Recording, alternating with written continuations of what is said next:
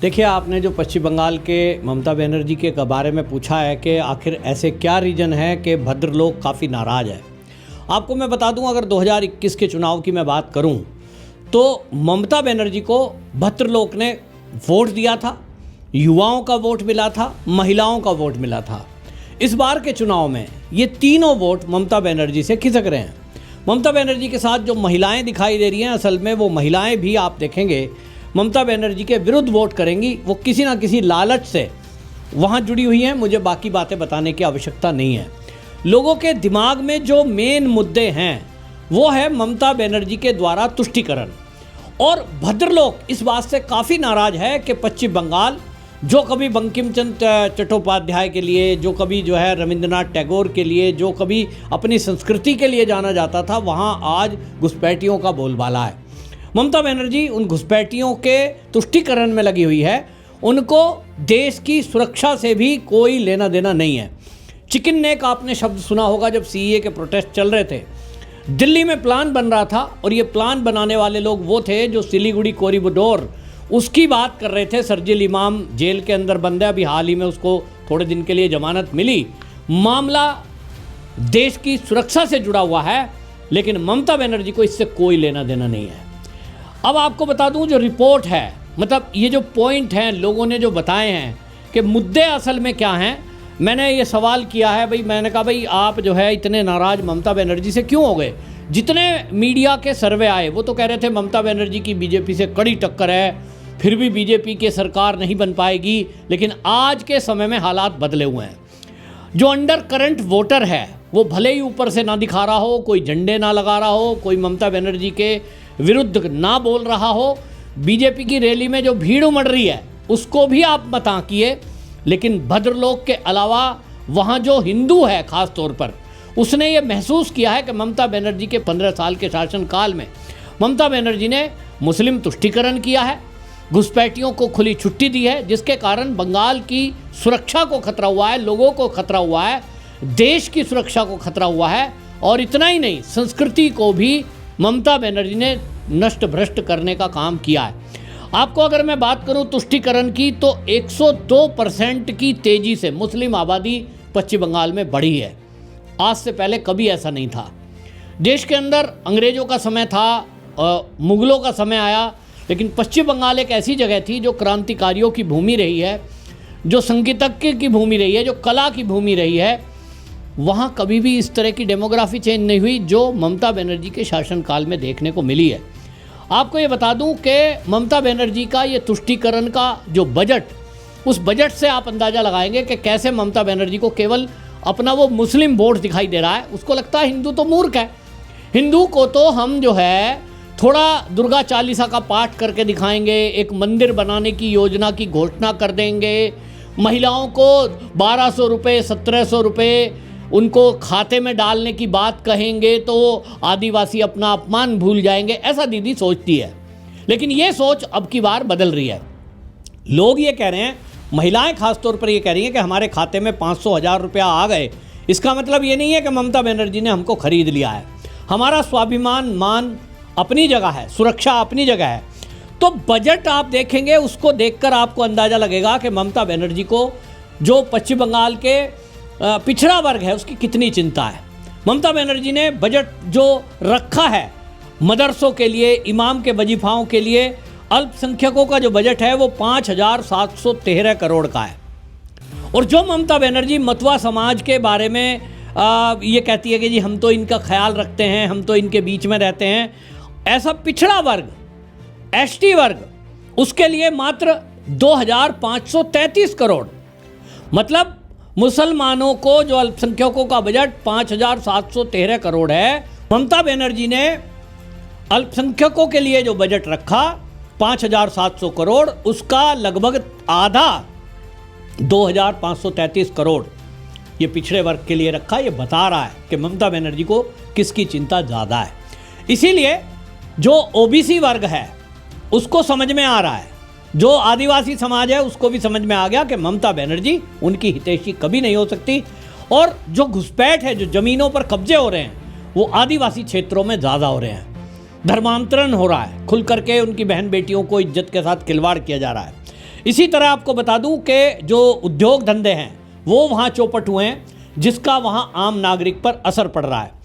आप ये देखिए कि ममता बनर्जी ने ओबीसी कम्युनिटी में आरक्षण देने का काम मुस्लिम कम्युनिटी को किया। अब आप सोचिए कि ऐसे 75 वर्ग उन्होंने शामिल कर दिए। वो तो हाई कोर्ट में मामला पहुंचा, भारतीय जनता पार्टी ने विरोध किया, कोर्ट की वजह से वो रुक पाया, वरना तो ये लागू ही ममता बनर्जी कर बैठती। बीएसएफ को 50 किलोमीटर अंदर तक कार्रवाई करने की जो छूट दी केंद्र सरकार ने, उसका ममता बनर्जी विरोध कर रही थी। विरोध समझ में नहीं आता भाई, अपनी देश की सुरक्षा से जुड़ा मामला है, आप कहते हो केंद्र सरकार घुसपैठ के लिए जिम्मेदार है, केंद्र क्या कर रहा है? तो केंद्र ने किया कि बीएसएफ को 50 किलोमीटर अंदर तक तलाशी लेना, गिरफ्तारी करने की छूट दी। लेकिन ममता बनर्जी कह रही थी कि हम इसको विरोध करते हैं। इतना ही नहीं, अपनी पुलिस को आदेश दे दिया कि आप बीएसएफ कहीं कार्रवाई करे तो उस पर निगरानी रखें। मतलब आपने अपनी पुलिस को घुसपैठियों का दलाल बनाकर खड़ा कर दिया और रोक बाधा उत्पन्न की। अभी उसके बावजूद भी 2688 घुसपैठिए ये बीएसएफ ने गिरफ्तार किए, ना कि पुलिस ने। पुलिस ने कोई घुसपैठिया गिरफ्तार नहीं किया, कोई जेल नहीं भेजा। ममता बनर्जी की पुलिस के हिसाब से, ममता बनर्जी की सीबीआई इंटेलिजेंस, सीबीआई तो केंद्र में है, लेकिन सीआईडी जो इंटेलिजेंस है राज्य की, वो पूरी तरह नाकाम है, फेल है। आप सोचिए कि फर्जी दस्तावेज तैयार हो रहे हैं पश्चिम बंगाल में, आईडी बनती है, आधार कार्ड बनता है, वोटर कार्ड बनता है, राशन मिल रहा है। तो इंटेलिजेंस का, लोकल इंटेलिजेंस का काम है कि नहीं? पुलिस का काम है कि नहीं? लेकिन वो कोई कार्रवाई नहीं कर रही। इसका मतलब पूरी तरह से घुसपैठियों के सपोर्ट में ममता बनर्जी की पुलिस, ममता बनर्जी सरकार है। इसी तरह आपको बता दिया मैंने, आम और रेशम के उद्योग के लिए मालदा जाना जाता है, लेकिन आज उसको कोई बढ़ावा नहीं मिल रहा। मैं एक उत्तर प्रदेश का अगर उदाहरण दूं आपको, उत्तर प्रदेश में योगी आदित्यनाथ हैं, 1 डिस्ट्रिक्ट 1 प्रोडक्ट, उसके तहत एक जिले की एक प्रोडक्ट को पहचान के विदेशों तक में एक्सपोर्ट कैसे करें, उसके लिए सरकार ने व्यवस्थाएं बनाई, लोगों को बिना गारंटी का लोन दिया, जिसके कारण लोकल गांव किसान के लोग अपने प्रोडक्ट विदेशों में भेज रहे हैं। ममता दीदी का ऐसा कोई इरादा नहीं है। इसी तरह आपको बता दूं, सिंडिकेट राज, पशु तस्करी, नकली नोट, ये सब रास्ता बन रहा है।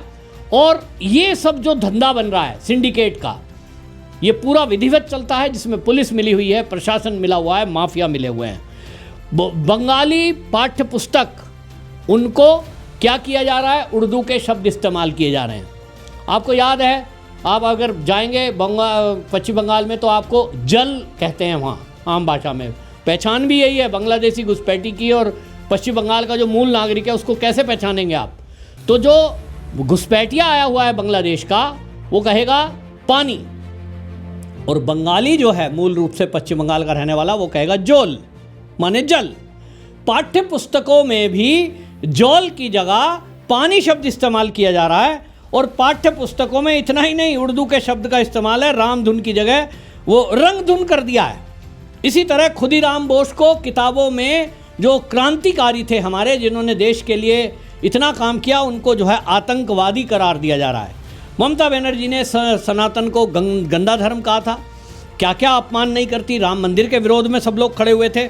और मतवा समाज, जिसका वोट लेकर ममता बनर्जी 3 बार मुख्यमंत्री बनी, वहाँ आलम यह है कि वहाँ उस समाज की राष्ट्रपति बन गई, तो इन्हीं के सांसद वहाँ उनको नकल उतारते हैं और उनका विरोध करते हैं। और आज आप देखिए कि यदि राष्ट्रपति जी का कार्यक्रम बनता है, वहाँ अपने समाज में इंटरनेशनल प्रोग्राम में वो जाना चाहती हैं, तो उनको जाने से रोकना तो नहीं इनको पड़ा, क्योंकि रोक सकते नहीं है राष्ट्रपति को, उनका सभा का स्थान बदल दिया।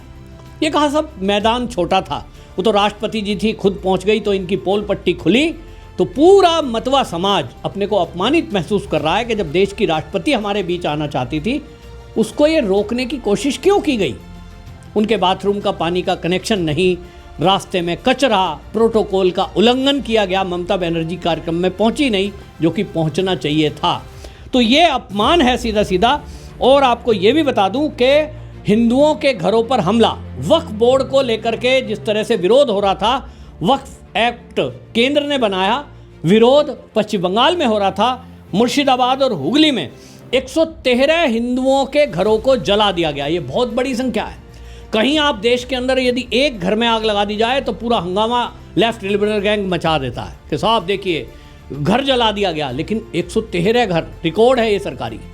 500 लोग पलायन करने को मजबूर हुए, और ये पलायन और ये हिंदुओं के घरों पर हमला, यही ममता बनर्जी के ताबूत की आखिरी कील बनने जा रहा है।